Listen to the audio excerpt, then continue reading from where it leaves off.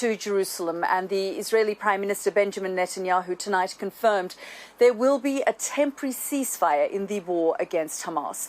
We're told that a 4-day pause in the fighting will begin at 8 a.m. UK time tomorrow. The plan then is for Hamas and Israel to exchange prisoners and hostages, although the details of how that will happen have not yet been confirmed. 240 people are thought to have been taken hostage by Hamas more than 6 weeks ago.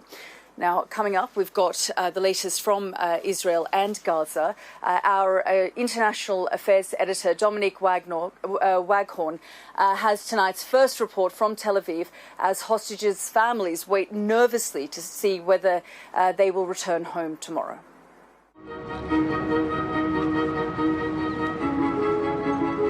For more than 6 weeks, Israel has felt almost caught in time, trapped in the aftermath of October's attacks. Finally, some hope of a change in this war, a ceasefire that could bring home some of its abducted. Children like Sahar and Erez Calderon, a 12-year-old boy from a kibbutz and his 16-year-old sister. Their mother, Hadass, says she's caught between hope and anxiety over their fate. It's very sensitive and delicate and fragile, this agreement. It's not in one day, it's like slowly, something can happen. Something wrong can happen, and then it will blow up. I know that without this family, these children and father, without them, I lost my life. In Israel's security headquarters nearby, they're finalising plans to let out hundreds of Palestinian women and children in return for 50 from Israel, in a rolling release stretching over days that may only add to the family's torment. The hostage families now face days and nights of waiting anxiously to hear if their relatives will be chosen for release, knowing at each stage the ceasefire could be broken and the deal could come unstuck. Tonight, Israeli Prime Minister Benjamin Netanyahu addressed the nation to reassure Israelis this deal won't let Hamas off the hook. The war continues, and we are going to continue with this war until we achieve all of our goals to bring back all of our hostages, to obliterate Hamas. Former Prime Minister Ehud Olmert says Israel had to take the deal, but it could help Hamas. They can move their forces, they can move their headquarters into another place without us possibly knowing it. But this is the only available deal, and there was no way that they couldn't take it. Into the tunnel. Right now we're going under. Israel's released more footage of what it claims are tunnels under Al-Shifa Hospital. It will pursue Hamas, it says, above and below the ground. The wiring to that AC. But not until the ceasefire is over and they're able to bring as many of their people home. Dominique Waghorn, Sky News, Tel Aviv. Well, we can speak now with the former head of intelligence for Mossad, Zohar Palti. Mr. Palti, thank you so much for joining us here on the program. I mean, the fact remains that this is an incredibly complex, incredibly fragile hostage deal, and also neither side trusts each other. You know, after October, hi, first of all, Yalda, it's great to be with you. Thank you for hosting me. And, you know, after October 7, this horrible day that we passed, when we see all the scene regarding the children, regarding what they've done to Holocaust survivors, to families, 6:30 in the morning on Saturday, we should be with a lot of question marks and doubts. We want to be tomorrow morning to see that, first of all, we will bring back the children and their moms back home. We understand that it's not all of them, but it will be a start. But then again, I said it also to the Israelis today, till the moment that they are not back in Israel, I don't believe nothing. Those guys are cynical. This is a radical terrorist with radical, fanatical Islamists that really, we don't know how to deal with such a tragedy. It was an earthquake. And let's see tomorrow whether we'll cope with that or not. I don't know yet. I hope that the answer will be yes. We're paying heavy price all our troops right now are on pause. We have to move to defense instead of offense. And, to sit like over there in the middle of Gaza and to wait that the Hamas terrorist will deal with you, this is not an easy job for our combat soldiers, but we trust our boys. But, Mr. Palti, there are two schools of thought here when they've been thinking about the strategy. The one side is saying there should be no ceasefire, no pause, that the fighting, the aerial bombardments in Gaza should continue because you want to continue the operations. There are others who say that at all costs the hostages should be brought back. What do you think should be the right strategy here? Do you think the government has done the right thing? No doubt. As a free country, as a democracy, we have obligation to our citizens. And over here, although we are dealing, as I said before, with horrible terrorist organization, first and foremost, our obligation as Israelis, as Jewish, as democracy, is to bring back the children and the mom and all the civilians back home. We are strong enough. We are determined enough. We know how to do this pause. And our moral obligation is to bring them back home. No doubt that this is the right decision. Nevertheless, I'm saying there is a lot of challenges over there. Sorry. The director of Mossad is currently in Qatar at the moment. He's been given a list. Do you think, though, that this could also lead to further negotiations, that this could be a more permanent ceasefire? You're touching a very delicate question over here. And I will try in a nutshell to give you what's the dilemma over here. No doubt that we want to bring all our people, the civilians, back to Israel. That's why I have an interest to do it. The Hamas have an interest to survive. And right now, with all our division in Gaza, the most important things for them is to continue this ceasefire. In a way, we found it difficult because, when all our troops are already there, we want to finish the job and to take down the Hamas. We have obligation to the 100. But at any cost, Mr. Palti? At any cost, because we are seeing it's a huge cost. The death toll is over 14,000. I know that many in Israel dispute those numbers, but that they're numbers that the UN is following. That the United States has said that the death toll is very high. It could actually be higher. Half of those are children. Do you think this operation will continue no matter what the cost is? No doubt. We have to take the Hamas down. It's not another, conflict between the Israeli and the Palestinian. This is a defining moment in our history. No democratic and free country lost 1,400 people, civilians, in a couple of hours in one day, ever. And this is terrible, and we have obligations to bring the sense of security to the public in Israel.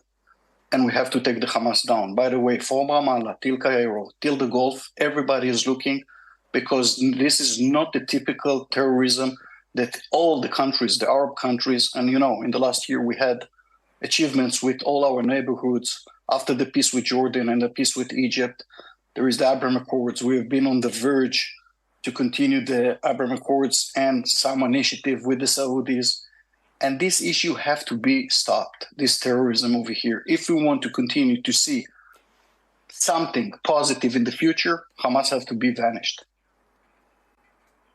Mr. Palti, I've run out of time, but I just wanted to briefly get your feelings and thoughts on the security failure of October the 7th. You are very much part of the establishment, the security establishment, the intelligence establishment here in Israel. If you can just very briefly sum up your feelings about that security failure. First of all, no doubt it's a failure. It's the biggest failure that we have since the Yom Kippur War, and even bigger than that. But this is not the time right now to deal with that, because right now we are in a very, precise mission over here with the combat against the Hamas and to bring our people back. But based on the history with Israel that we have, no doubt we will debrief and we'll learn all the mistakes that have been done a day before and a week before and months before. And based on our, legacy, after 73, all our leadership went home. from the Prime Minister till the last general. After the second Lebanon war, we also thought that we've done bad performance, although probably we didn't so much. Nevertheless, the Prime Minister and everybody went home. Guys, the Israelis know how to deal with these issues. And because we are free and we're viable regarding this issue, we will deal with it after we'll finish the job to bring our people back and to take the Hamas down. This is not the time for that. Mr. Zohar Palti, a former head of intelligence for Mossad, thank you so much for joining us here on the program. Thank you so much for hosting me. Good night. Bye-bye. Now, all of the talk tonight is of a ceasefire and hostage exchange sometime tomorrow. But inside Gaza, the war has continued without pause. Our special correspondent, Alex Crawford, joins us live now from the Egyptian capital, Cairo. Alex, over to you. Well, Yalda, it's been a pretty bloody lead-up to the lull. Whole communities flattened, neighbourhoods wiped out, families obliterated. And that's just today. There's been no let-up in the death and destruction inside Gaza today. Please be warned that the following report contains a lot of distressing images. The silencing of guns hasn't come soon enough to stop Gaza's pain.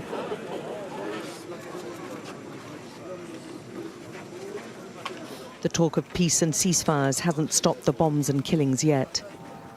Even with a hostage deal agreed, there's been no let-up in aggression. Instead, an orgy of violence, homes flattened beyond recognition. This was Deir al-Balah in central Gaza. Hospital authorities say 128 bodies were recovered after multiple strikes here through night and day. As soon as I just closed my eyes to sleep, we woke up in the rubble, black dust, gunpowder, and the sound of screaming. Every crushed child's body, every grieving parent is emblematic of nearly 7 weeks of failure to stop this bloodletting. There's nothing that can prepare a community for this. And no truce which will erase the suffering. More than 100 corpses are in this grave. Many recovered, badly decomposed from Al-Shifa Hospital.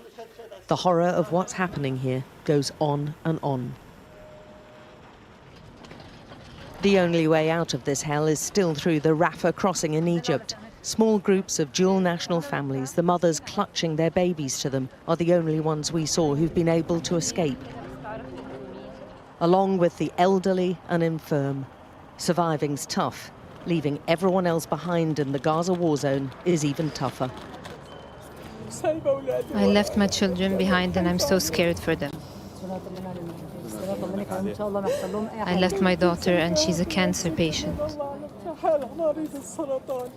But my son said I should go to him in the US.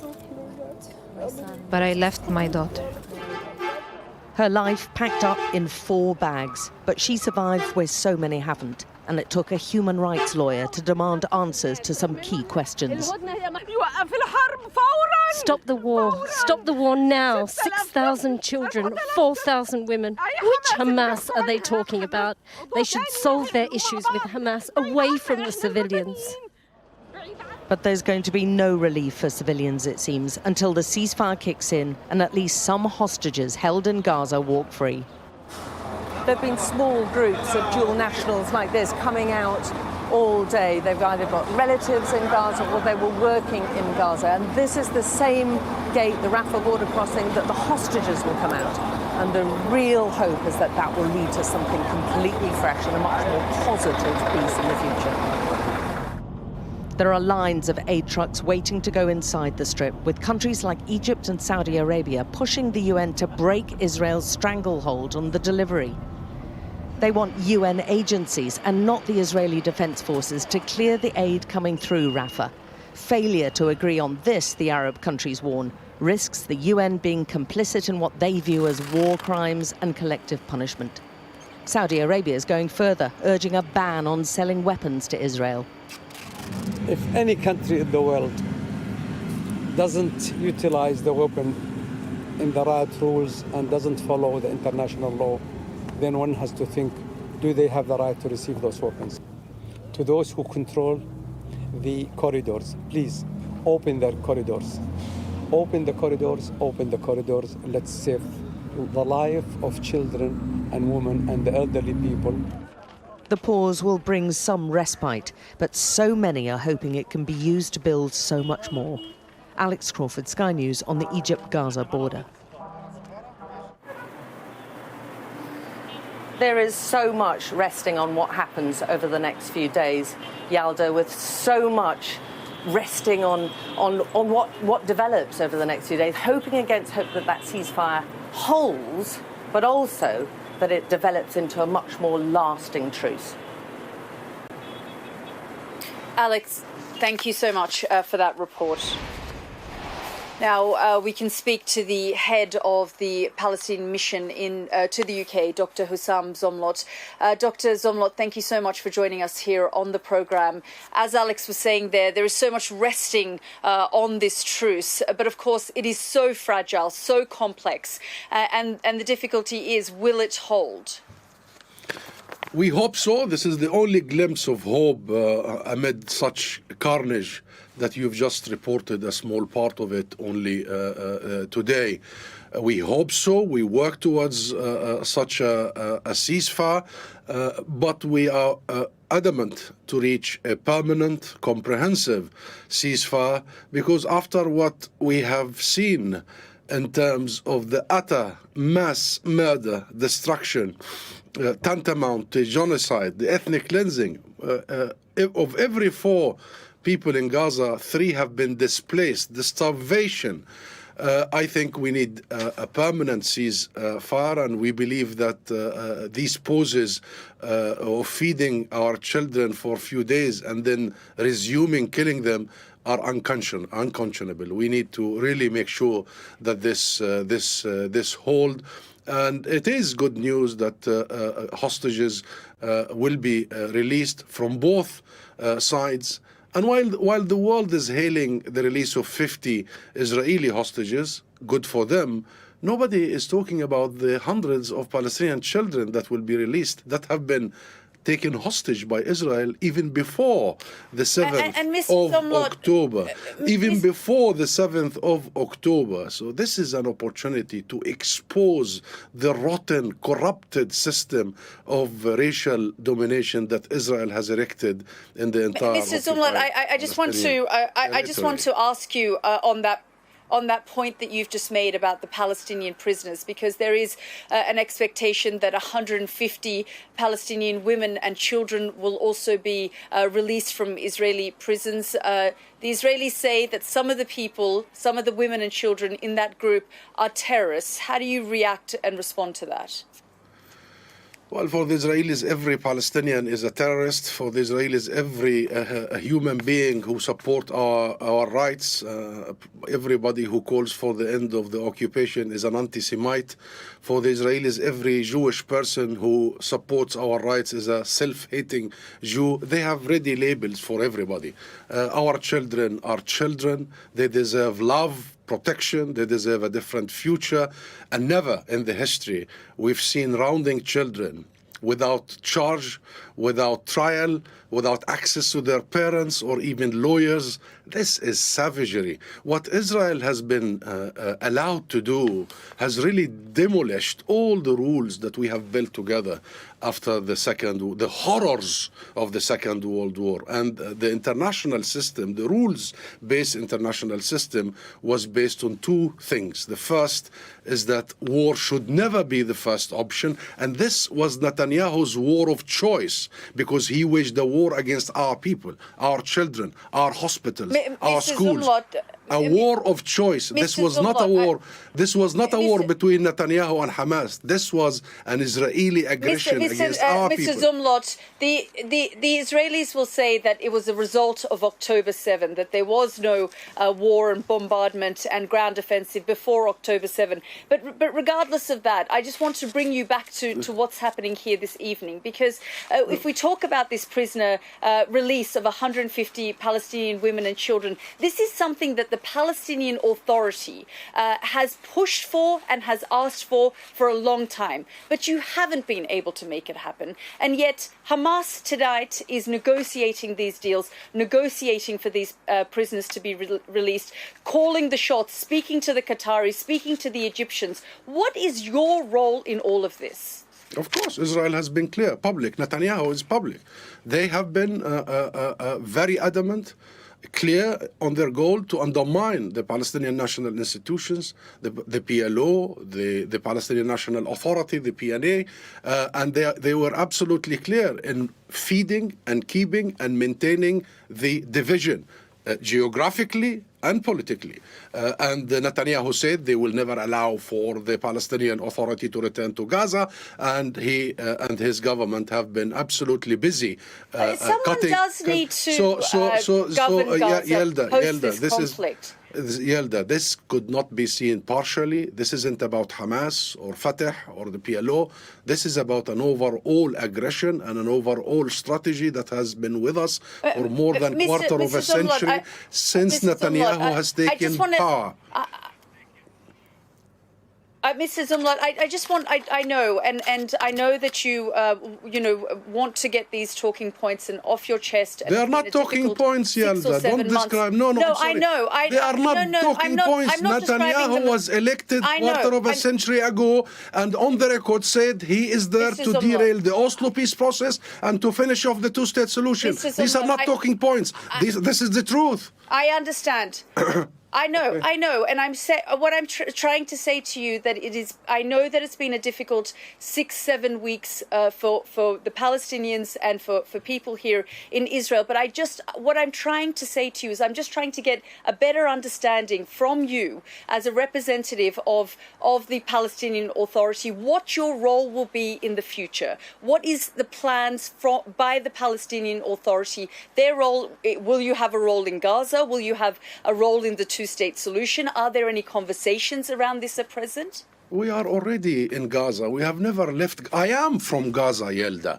And Gaza is an integral part of our fabric of who we are. Much of the Palestinian leadership is from Gaza, from the founders like Yasser Arafat all the way to today. There is no separation. We are united people all through history. And this has been a people struggle for a long time. That's why we should introduce it. However, our responsibilities are huge. There is the state of Palestine that is recognized by the majority of the world, minus the UK, a couple of other Western countries, and the US.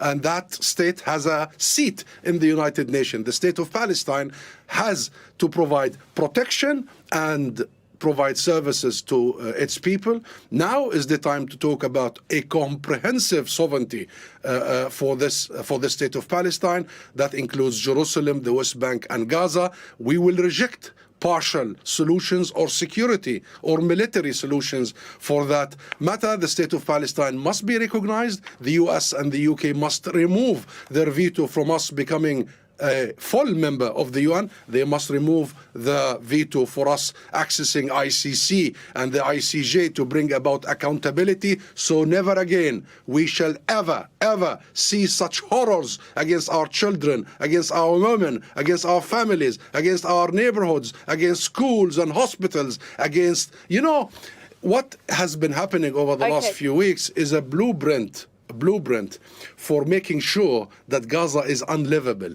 So we need to make sure that the state of Palestine protects its people. So the Israeli narrative about who takes over and the second day must not be part of our discussion. The day after. Indeed. There is a lot of talk at the moment about the day after, and we're grateful that you have joined us again, Mr. Zlot. Thank you so much. I just want to bring in our international affairs editor, Dominique Waghorn, now. And Dominique, just hearing there from Husam Zlot, emotions are high, they're raw on both sides. And of course, tonight we heard from the Israeli Prime Minister, Benjamin Netanyahu, as well as the Defense Minister. Everyone is tense, on edge, waiting to see what happens tomorrow. Yes, certainly they are in Israel, and I think Israelis are torn by this deal. On the one hand, they are worried that it is going to let Hamas off the hook. They have heard their Prime Minister Benjamin Netanyahu say that Hamas, who carried out these atrocities on October the 7th, killing more Jews than since the Holocaust, 1,200 of them, they have heard him say that Hamas will be obliterated, and they will hold him to account on that. They expect him to act on his word. So they are worried that a 4, 5, 6-day ceasefire, however long it takes, because it's going to be a rolling ceasefire, the more hostages that Hamas comes up with, the longer the ceasefire will go on for. They're worried that that will lead to Hamas being able to regain a tactical advantage, but also raise the possibility of America and other countries getting used to the idea that the war is temporarily over and want it to be over permanently. And ceasefires, obviously, like wars, do acquire a momentum of their own. So Israelis are worried about that. But, of course, they are desperate to get their hostages back. In previous hostage crises, we've seen the nation of Israel agonising, tormented by the loss of 1 or 2 hostages. In this crisis, they have lost up to 240 of them. They want to get them back, and they believe that there is a chance now to do so. But they are worried about the possibility of Hamas taking advantage of this. And I think that ambivalence that is dividing the nation and dividing the minds of Israelis is something that the Prime Minister tried to address this evening. And he said that Hamas will be dealt with, but the hostages will be brought back. I think the jeopardy for Israel is the fact that this is going to be a day-by-day ceasefire. Every night, the head of Mossad, we've heard from reports leaked to the press, will go to the Qatari mediators in Qatar. He will be given a list of 10 Israelis who will be released, and then they will be met the next morning, we think, at the Rafah crossing, and then the ceasefire will be extended. So for those families, they will have to wait every night to hear whether their relatives are on the list. We're not even told whether they'll be told. One hostage mother I spoke to earlier on today said she's been told very little. Wasn't even told last night that the agreement had been approved by the Israeli cabinet. So they may not be told. They will wait to hear the next morning whether their loved ones will be one of the 10 on the list of people being released, and whether this will go on. And every day, of course, there's the risk of the ceasefire being breached and the whole thing coming unstuck. So it's a pretty precarious agreement. It does have risks for the Israelis in terms of tactical advantage, but it also is something that could come unstuck fairly quickly, as we've seen previous ceasefires come unstuck in the past. Dom, thanks so much for that update there from Tel Aviv. Now I want to bring you one other story this evening. Exit polls for the Dutch elections suggest the far-right anti-Islam Party for Freedom is currently ahead. Let's get the very latest from our Europe correspondent, Adam Parsons, who's in The Hague. And Adam, it could be quite a dramatic victory for Mr. Geert Wilders. Yeah, and a potentially seismic night for the Netherlands. We're here at a party for the ruling party, well, up till tonight, the People's Party for Freedom and Democracy, the VVD. That poster there is their leader, Dilma Yeshil-Zagaria, who inherited the government from Mark Rutte. Now, Mark Rutte had been in charge of the Netherlands for 13 years. He was, for most of that period, very popular Prime Minister. Then he had to collapse the government in a row over migration, and that led to a long election campaign that was clouded a lot by questions about migration. Now, this might sound like a very happy party the VVD are having. In fact, it is something of a political wake, because several members here have described this to me as a disaster. They are only third in the polls. The winner, at the moment, with 35 seats predicted, is the party of Geert Wilders, who has been a significant, if sometimes peripheral figure in Dutch politics for decades. He is an Islamophobe who's campaigned his whole career on things like stopping mosques being built, banning the Quran, stopping government employees wearing an Islamic headscarf, massively reducing migration. He has been arrested and charged with incitement multiple occasions. He goes everywhere with armed police. A couple of decades ago, there was an attempt on his life. A hugely divisive character, albeit a long-standing parliamentarian, who's always been there in elections, always winning in this very complex system, 15 to 20 seats. Now, up to 35, And almost certainly, these are only exit polls, but he will have the biggest vote in this parliament. But the Netherlands has a Byzantine, very complicated electoral system, 150 seats up for grabs, 21 different parties. So it's always a coalition. And Wilders' problem in forming a government is he may not have enough parties who want to go into government with him. Mark Rutte always made it a point of saying he would never go into government with Wilders. His successor said that if this party, the VVD, had won, yeah, they might entertain Wilders in coalition. But would they go into parliament with him as the leader? Probably not. Spoken to members tonight who said they would resign if that happened. Incredibly intricate negotiations to happen. They could take months. We could even have another election. Next Prime Minister could even be the left-wing candidate, Frans Timmermans. The bottom line tonight is the shock from here in the Netherlands is that this country, so famed for its liberal attitude, has put Geert Wilders, a far-right leader, as the winner of its election. Adam, thank you so much for that. And as you say, indeed, a shock there in the Netherlands. Well, that's it from the team and me from Jerusalem for now. But back to Anna in the studio. Anna.